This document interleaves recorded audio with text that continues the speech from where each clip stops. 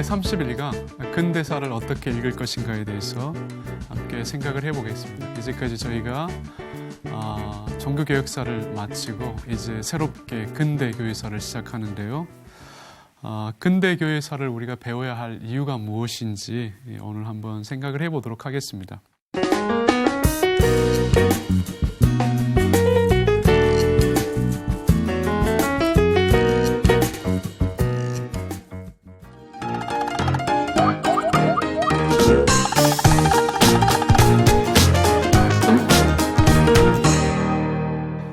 근대사를 배워야 하는 이유 쉽지 않습니다. 그러니까 근대교회사가 품고 있는 어떤 그 방대함이 있는데요.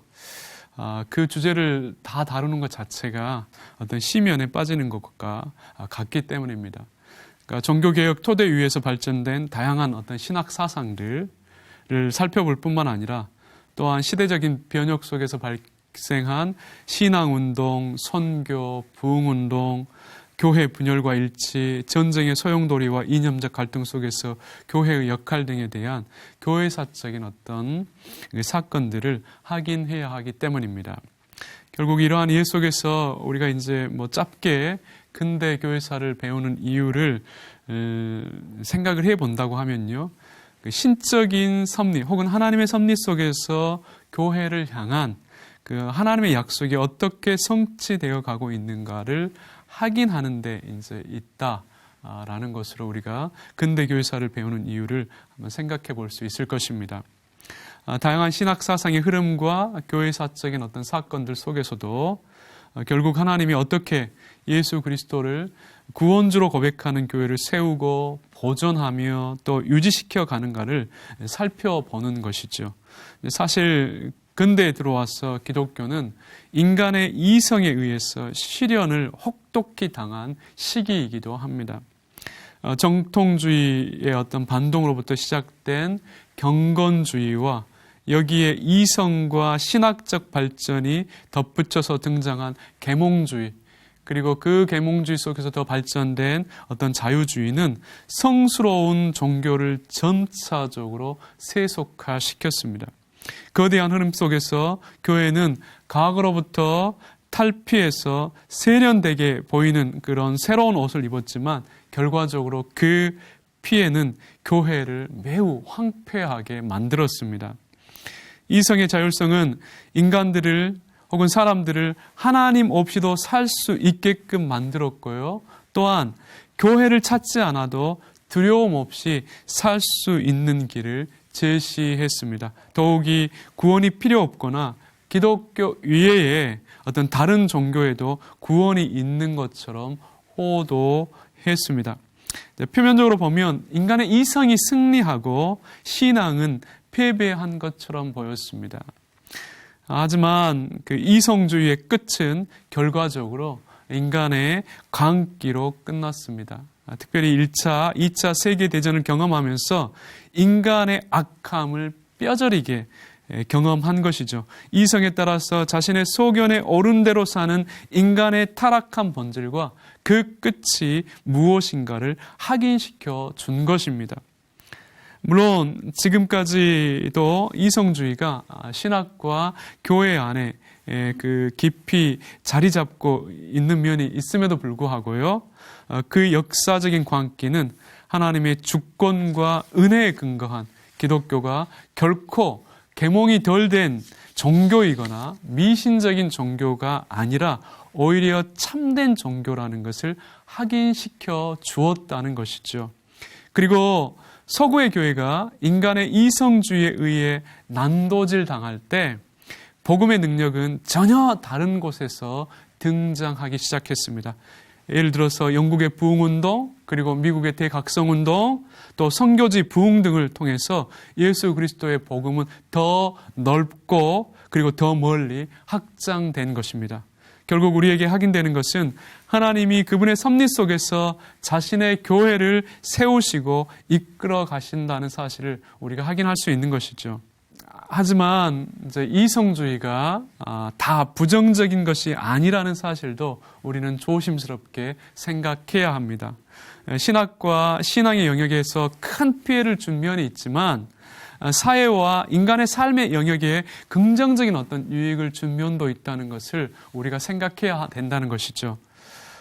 특별히 우리가 한 두 가지 관점에서 생각할 수 있는데요. 종교개혁의 근저를 두고 있는 그 근대는 중세가 추구했던 지나친 권위의 해방 속에서 인간의 객관적인 이해를 바탕으로 하나님과 세상과의 관계를 새롭게 정립한 시기였습니다.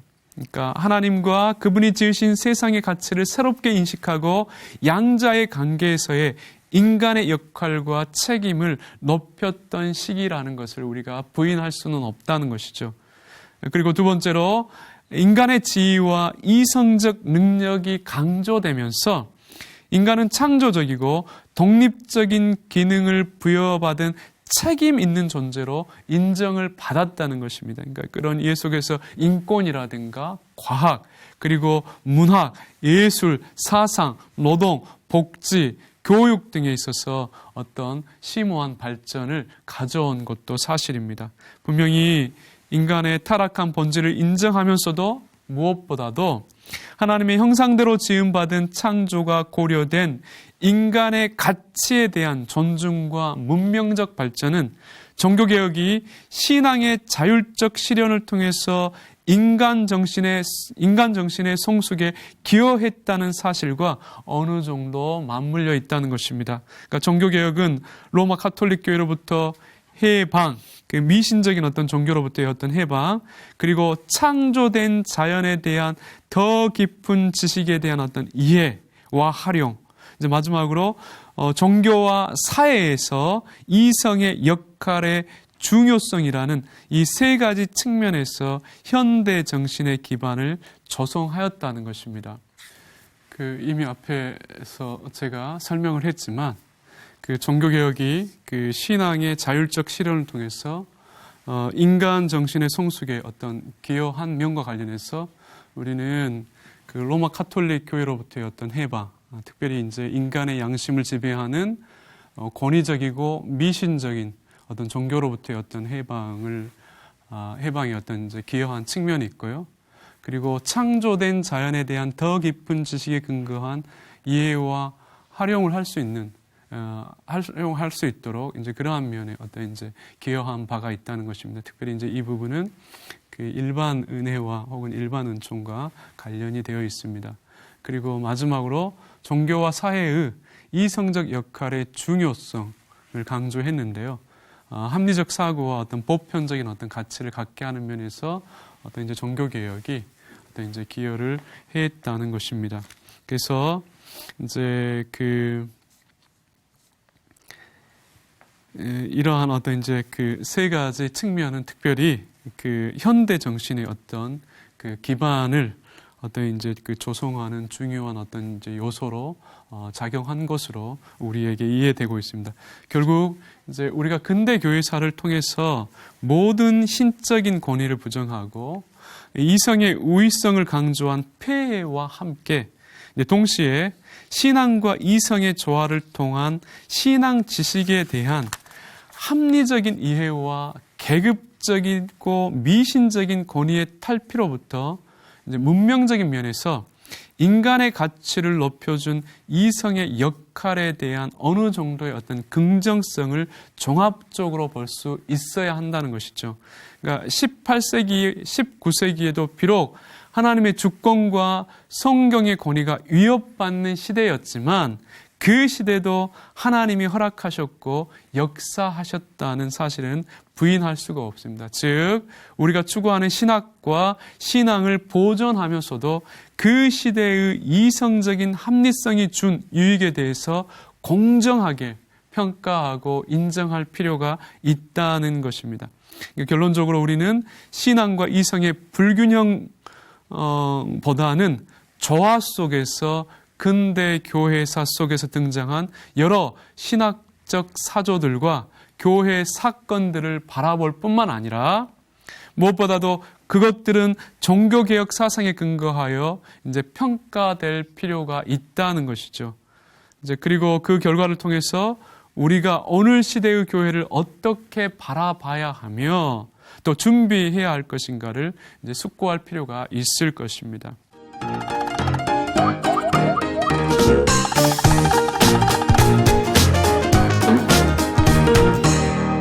이제 우리가 이제 이와 관련하여서 이제 특별히 이제 교회사 시대 구분도 한번 생각을 해 보도록 하겠습니다. 이제 우리가 앞서 그 근대 교회사를 배워야 할 이유에 대해서 짧게 살폈는데요. 이제 이번 주제는 그 근대 교회사 시대 구분에 대해서 한번 생각을 해 보도록 하겠습니다.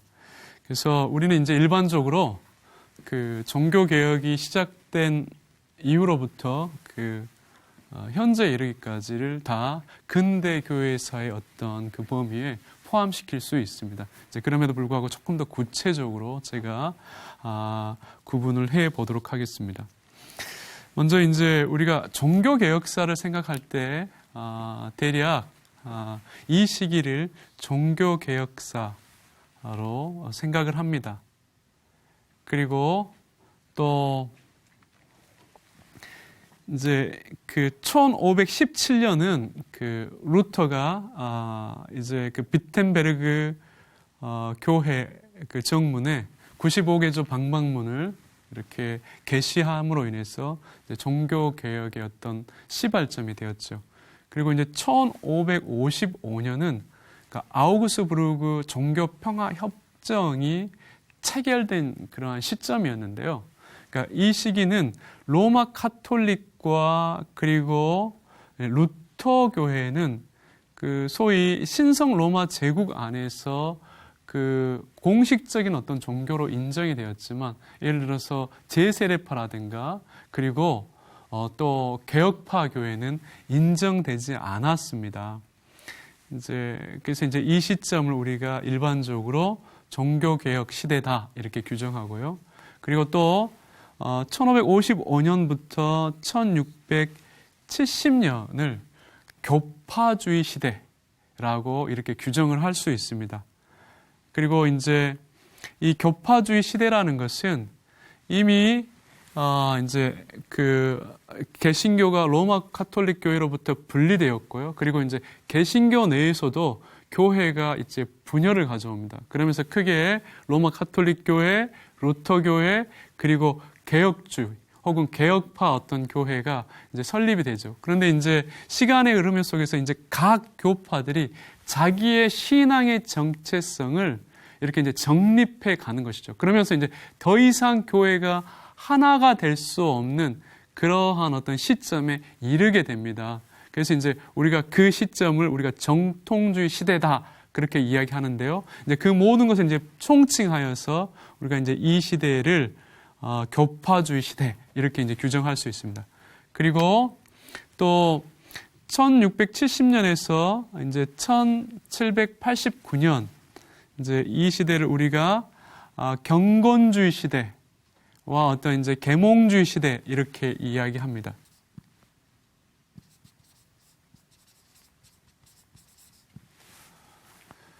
이제 이 경건주의와 계몽주의는 이렇게 그 시간적인 면에서 이렇게 같이 흘러갑니다. 왜 그러냐면 지금 이제 우리가 이 시기를 교파주의 시대라고 이렇게 규정하지만 조금 더 구체적으로 이야기할 때 로마 카톨릭이든 루터 교회든 개혁 교회든 자기의 어떤 신앙의 정체성을 확고히 했습니다. 그래서 이제 또 이 시기를 우리가 다른 말로 정통주의 시대다 이렇게 규정하기도 합니다.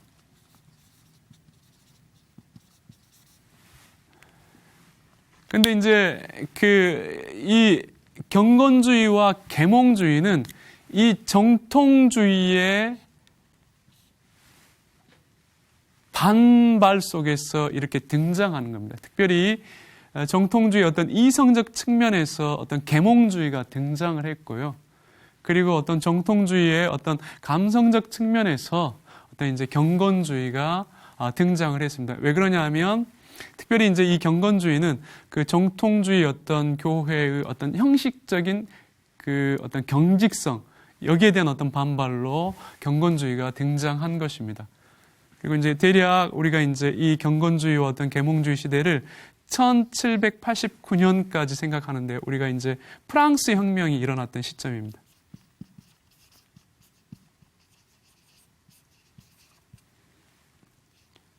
프랑스 혁명이 일어난 어떤 시점이죠. 그리고 이제 1670년은 이제 경건주의라는 그런 용어가 이렇게 이제 처음 이제 등장한 시점이기 때문에 이제 대략 이렇게 이제 저희가 규정하기도 합니다. 그리고 우리가 이제 1789년에서부터 이제 그 1, 2차 세계 대전이 일어날 때까지 어떤 시기를 우리가 이제 자유주의 시대다 이렇게 규정합니다.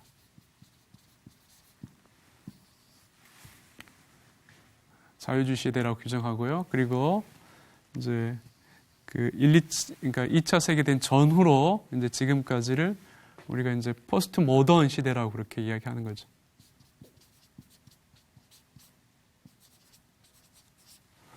포스트 모던 이제 그렇게 시대다 그렇게 규정합니다. 그러니까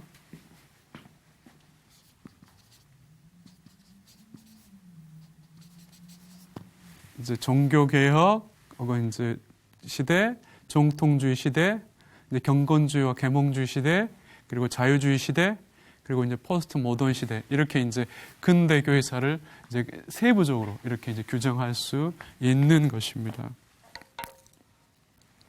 근데 이제 우리가 이제 근대 교회사를 다룰 때 이제 이 종교 개혁사는 이제 따로 분리된 어떠한 주제로 다루기 때문에요.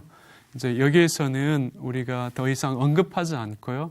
특별히 이제 그 종교개혁 이후 정통주의에서부터 그 현대에 이르기까지 어떤 이제 신학적 사조와 그리고 어떤 교회 사건들을 이제 다루는 것이 이제 교회사, 그러니까 근대 교회사의 어떤 범위입니다. 그러면 이제 이 시간에는 이제 그 개념을 좀 정리하도록 하겠습니다. 종교 개혁에 대한 그 개념 정리를 조금 다시 해 보도록 하겠습니다. 이제 우리는 이제 종교 개혁과 관련해서는 이미 앞서 살폈기 때문에, 그러니까 제가 그냥 개념적 어떤 이해만 여기에서는 그 설명하도록 하겠습니다. 그러니까 이제 분명히 그 종교 개혁의 어떤 신학적 영향력이라는 것은요. 먼저 그 개인의 어떤 경건을 변화시켰습니다. 그리고 새로운 인간성을 창조했는데 그것으로부터 어떤 신학과 교회뿐만 아니라 사회 전반에 대한 어떤 변혁을 가져왔다는 것이죠. 그러니까 이제 이런 이해 속에서 우리는 이제 종교개혁을 다음과 같이 규정할 수 있습니다.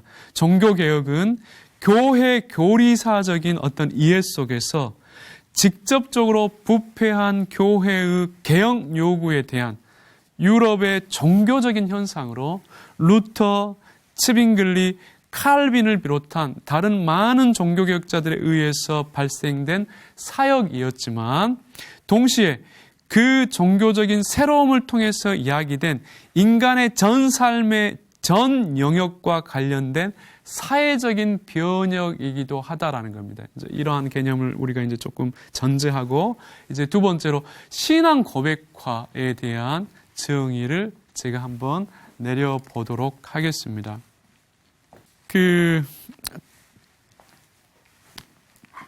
우리가 이제 신앙 고백화를 이해하기 위해서는 먼저 이제 1529년에 그 루터와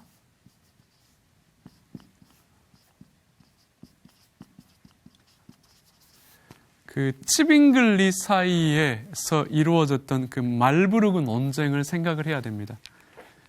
그러니까 이제 이 말부르크 회의에서 15가지 조항 중에 한 가지 조항이 합의가 되지 않았습니다. 근데 이제 이 한 가지 조항이 뭐냐면 성만찬에 관한 이해였습니다. 이제 결국 이것 때문에 이제 그 개신교는 루터주의 교회와 그리고 개혁주의 교회 혹은 개혁파 교회로 이렇게 이제 분리되게 된다는 것이죠. 그리고 이미 이제 앞서 말했지만 이제 그 이러한 어떤 과정 속에서 결국 이제 그 여러 어떤 그 논쟁들 그리고 어떤 그 전쟁이 그리고 어떠한 그 군사적 긴장감이 독일 내에서 발생을 했습니다. 이것과 관련해서 이제 이런 문제를 해결하기 위해서 이제 신성 로마 제국 안에서 어떤 이제 제국 회의를 통해서 결국 어떤 종교 문제를 정리하기에 이르렀습니다. 그래서 이제 이 종교 문제 정리와 관련해서 이제 1555년에 그 신성 로마 제국의 어떤 과 관련해서 오직 로마 카톨릭과 루터 교회만 공식적인 어떤 종교로 인정하고 이제 다른 어떤 개신교 교회들은 인정하지 않는 어떤 이제 그 결과를 낳게 되었는데요. 결국 이제 이러한 과정을 거치면서 더 이상 이제 로마 카톨릭과 개신교 사이의 어떤 연합도 불가능하게 졌고, 또한 개신교 내에 어떤 츠빙글리 혹은 루터에 의해서 세워진 그런 어떤 이제 그 루터파 교회나 개혁파 교회 사이의 어떤 연합도 불가능하게 되었다는 것입니다. 그러면서 이제 자기의 어떤 신앙의 정체성을 아주 견고하게 이렇게 이제 정립해 갔는데요. 그래서 우리가 이제 그러면서 특별히 이 개신교 내에 루터파 교회와 또 개혁파 교회 사이에도 여러 이제 어떤 논쟁들이 발생되게 됩니다. 아무튼 이제 이런 이해 속에서 우리가 이제 신앙 고백화를 이렇게 이제 규정할 수 있습니다. 개신교 내의 분열로부터 먼저 개혁주의 교회와 루터주의 교회 사이에 고정된 신학적이고 교회 정치적인 긴장 관계가 발전되었으며, 동시에 이제 이는 결과적으로 신학적인 입장에 근거하여 점진적으로 규정된 교회 정체성이 다양한 신앙 고백서들을 통하여서 교리적, 교회 규범적, 그리고 전통적으로 고착화된, 또한 종교적인 생활 방식, 인간성, 그리고 문화적 특징을 형성하게 되었다는 것입니다. 그러니까 이제 이 신앙 고백화의 과정을 통해서 더 이상 이제 로마 카톨릭 교회, 그리고 루터주의 교회, 개혁파 교회는 이제 하나의 교회를 이룰 수 없게 이제 자기의 어떤 신앙의 정체성을 확고하게 세워 나간 것이죠. 이제 우리가 이제 이러한 어떤 과정 시기를 어떤 이제 신앙 고백화 혹은 신앙 고백화의 시기다 이렇게 이제 규정할 수 있습니다. 특별히 그 신앙 고백화 속에서 이제 발생한 그 개혁주의와 루터주의 교회 사이에 여러 어떤 이제 논쟁들이 있었는데요. 뭐 대표적으로 이미 제가 말씀드렸지만 1529년에 있었던 루터와 츠빙글리 사이의 어떤 그 성만찬 논쟁이라든가요. 그리고 또 1551년과 1562년 사이에 그 칼빈과 이제 그 루터파의 신학자인 요한 베스팔 사이에 어떤 이제 성만찬 논쟁이라든가, 그리고 1556년과 65년 사이에 그 추리 종교개혁자인 하이니 블링거와 그리고 루터파 신학자인 요한 브렌츠 사이의 어떤 기독론 논쟁, 이제 이런 어떤 논쟁들을 우리가 생각할 수 있습니다. 그 밖에 이제 뭐 여러 어떤 이제 논쟁들을 생각할 수 있는데 그것은 이제 넘어가도록 하겠습니다. 이제 마지막으로 우리가 이제 그 정통주의가 무엇인지, 그리고 그 정통주의의 어떤 다른 표현인 스콜라주의가 무엇인지에 대해서 생각을 해 보도록 하겠습니다. 그 정통주의는 그 종교개혁 이후에 그 신앙 고백화를 통하여 각 교파들의 교리적 체계가 형성되어 발전된 어떤 그 시간을 의미합니다. 특별히 이제 이때 특징적인 건 뭐냐면 신학적인 어떠한 내용이 철학적 방식을 통하여서 진술되었다는 것이죠. 그러니까 한 신학자가 자신의 어떤 신학적 입장을 표명할 때, 그리고 혹은 상대방의 어떤 이론을 어떤 이제 반박할 때 철학적인 어떤 전개 방식을 사용했다는 것입니다. 근데 이 때문에 정통주의 신학, 소위 이제 이 정통주의 시대의 어떤 이제 신학은 대단히 체계적이고 논리적으로 정리되었습니다. 근데 이제 문제는 뭐였냐면 너무 체계적이고 신학적인 면을 추구했기 때문에 어떤 신앙적인 면에서는 경직되고 메마르고 대단히 어떤 차가운 면이 있었다는 것이죠. 이제 결과적으로 소위 이제 그 정통주의는 특별히 이제 아리스토텔레스나 형이상학적인 어떤 관점 속에서 철학적 방법론과 관련하여서 이제 스콜라주의라는 그런 어떤 이제 부정적인 어떤 인식을 갖게 된 것이죠. 이제 이러한 의미에서 이제 그 정통주의와 스콜라주의는 이제 부정적인 면에서 거의 같은 이해로 어떤 이제 동일시되었습니다. 이제 하지만 그러니까 우리가 이제 생각해야 될 건 뭐냐면 정통주의 신학자들이 처음부터 이제 이런 어떤 이제 그 부정적인 어떤 결과를 의도한 것은 아니었다는 것이죠. 그들은 종교개혁자들의 어떤 제자들로서 복음의 본질과 성경이 말하는 모든 진리의 내용을 포괄하면서도 견고한 체계로 세우기를 원했습니다. 이제 그러나 이제 종교개혁 신학과 이제 그런 의미에서 이제 사실은 그 종교개혁의 어떤 사상과 정통주의의 어떤 신학적 내용은 차이가 없는 것이죠. 내용적 차이는 없습니다. 단지 이제 방법론에 있어서 조금 차이가 있는 것이죠.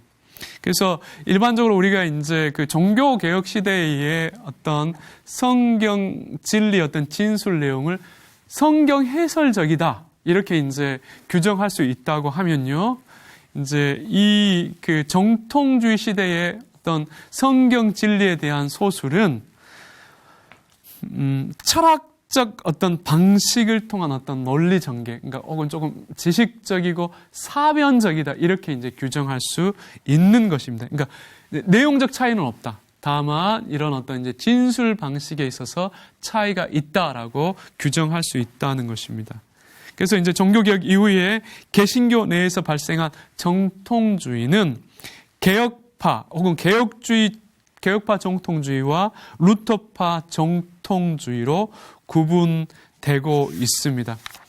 이제 이러한 이해 속에서 특별히 이제 정통주의는 종교개혁 사상과 분리된 독립적인 어떤 신학의 입장이 아니라 혹은 신학의 입장이 아니라 한편으로는 신앙 고백을 집대성하고 소위 이제 종교개혁 시대에 정리된 신앙적 입장, 신학적 입장을 이 정통주의 시대에 어떤 집대성한 것이죠.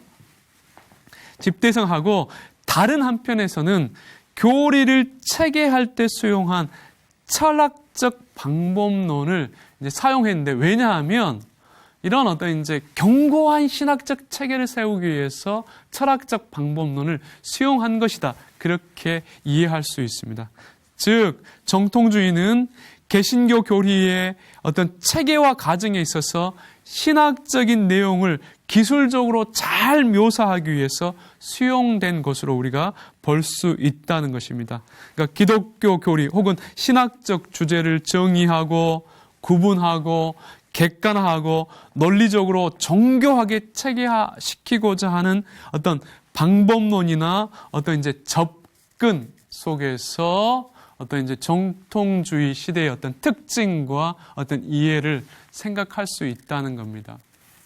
그래서 이제 결국 그 정통주의는요, 종교개혁의 어떤 신학적 사상을 수용하고 있으며 그 영속성 혹은 연속성 속에서 다만 그 신학적 사상을 논리적으로 더욱 체계화시키고 있다는 면에서 이제 구분이 있다 이렇게 생각할 수 있을 것입니다. 그러니까 종교개혁자들이 이제 붓으로 큰 어떤 이제 윤곽을 그렸다고 하면 소위 스케치를 했다고 하면 이제 정통주의자들은 그 그림의 어떤 상세한 부분들을 아주 세밀하게 색깔을 칠하고 어떤 묘사했다고 우리가 생각할 수 있습니다.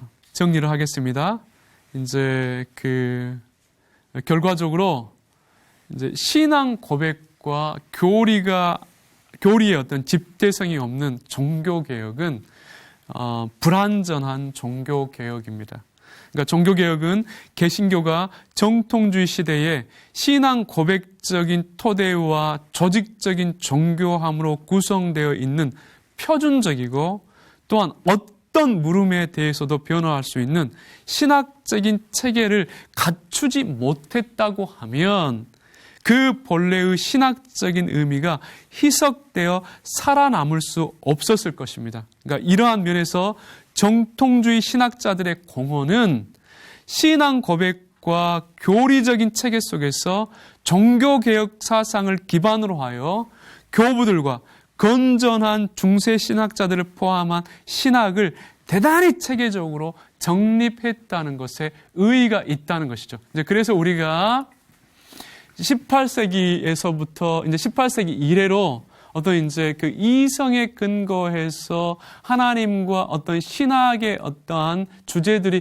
다루어졌을 때 무엇이 바른 신학이냐, 무엇이 이렇게 바른 성경의 이해냐라는 기준을 가질 때 이제 이 종교개혁과 정통주의의 신학적 내용을 기준으로 이렇게 평가한다는 것입니다. 그러니까 이제 우리가 이것을 살피기 위해서 오늘 이제 그 근대 교사의 어떤 왜 근대 교사를 배워야 하는지, 그리고 또 근대 교사의 어떤 시간적 구분과 그리고 이제 그 용어에 대한 어떤 개념 정리를 살폈습니다.